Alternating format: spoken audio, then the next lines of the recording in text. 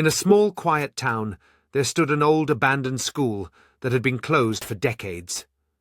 The locals often shared eerie stories about strange noises heard at night and faint lights flickering in the windows, despite the school being sealed shut. Ethan, a young teacher new to the town, was skeptical of these tales. He believed they were nothing more than superstitions meant to scare people.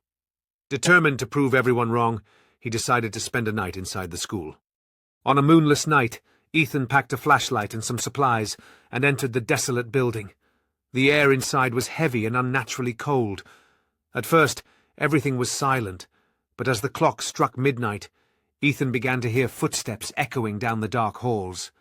He tried to dismiss it as the wind, but then he heard the sound of a child's laughter, soft yet chilling.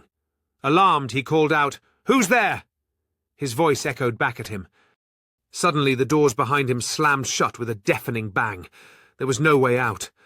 The boy began walking toward him, his footsteps echoing louder with each step. In a desperate attempt to calm himself, Ethan switched off his flashlight, hoping the darkness would hide him. But the laughter returned, this time louder and closer, right behind him.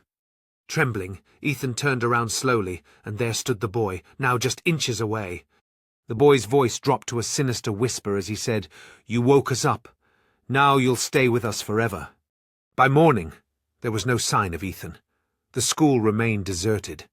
The townsfolk continued to share their tales, unaware of the dark fate that had befallen the young teacher who sought to uncover the mysteries of the old school.